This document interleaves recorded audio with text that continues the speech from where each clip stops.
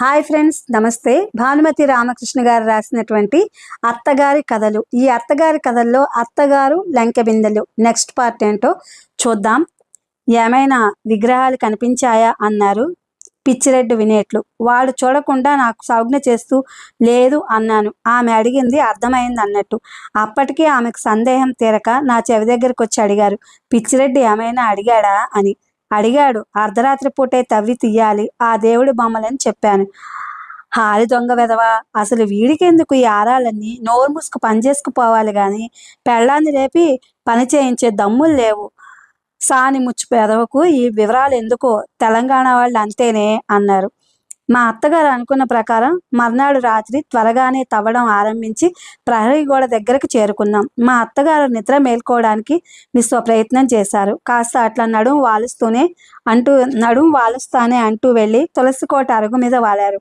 అంతే. మామిడి చెట్టు దగ్గర నుంచి ప్రహరీ గోడ వరకు ఋషులు చెప్పిన లెక్క 2 అడుగుల లోతు 2 అడుగుల వెడల్పు అయితే నేను ఎందుకైనా మంచిదని 5 అడుగుల వెడల్పు 3 అడుగుల లోతు తవ్వమన్నాను పిచ్చిరెడ్డిని. ప్రహరీ గోడ పక్క వరకు తవ్వుకుంటూ వెళ్ళాక గోడ దగ్గర గడ్డపారకు ఏదో ఖంగమని తగిలిందని పిచ్చిరెడ్డి ఆగాడు. సంభ్రమాశ్చర్యాలు పనివేసుకున్నాయి. నన్ను ఋషులు ఎంత కరెక్ట్గా చెప్పారు. మా అత్తగారిని నిద్ర లేపడానికి పరిగెత్తాను.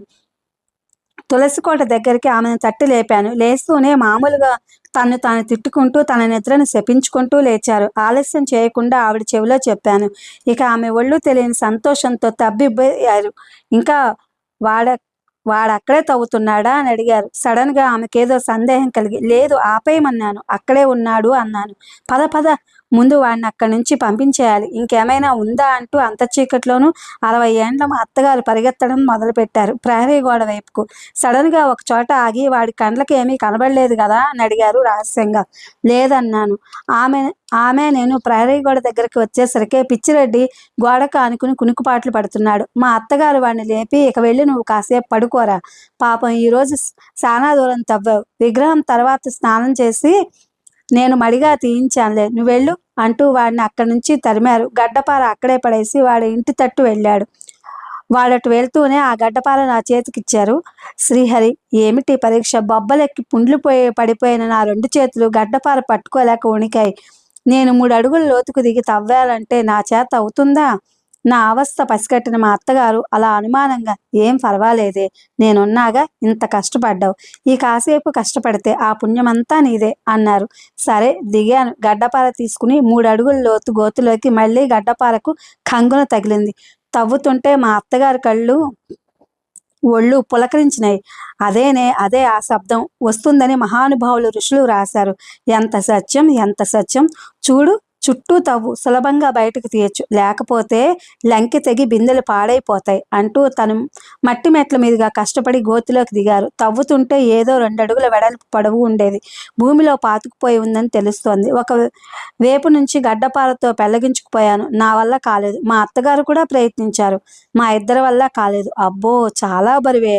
అవును మరి, పాతకాలం నాటి బంగారం మొహరీలు, ₹2 నాణేలు, బరువంటే బరువు కాదు అంటూ లోపలే మురిసిపోతున్న మా అత్తగారు తన బలమంతా ఉపయోగించి నాకు సహాయపడ్డారు.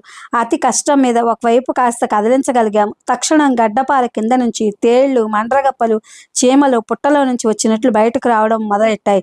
వెంటనే గడ్డపార కింద పడేసి మా అత్తగారికి పైకి కేకబెట్టి బయటపడేసరికి దేవుడు కనిపించాడు.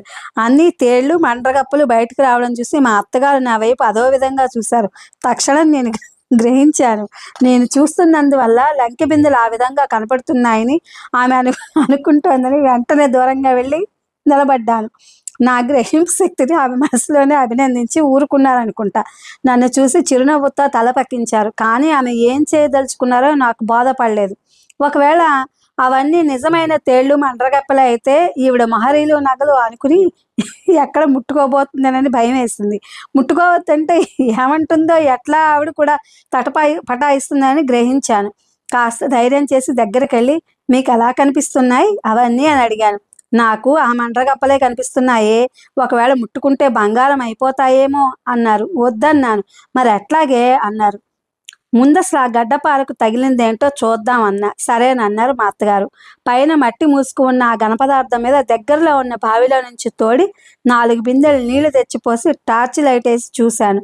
నా కండ్లను నేనే నమ్మలేకపోయాను. కథల్లో వింటాం, సినిమాల్లో చూస్తాం.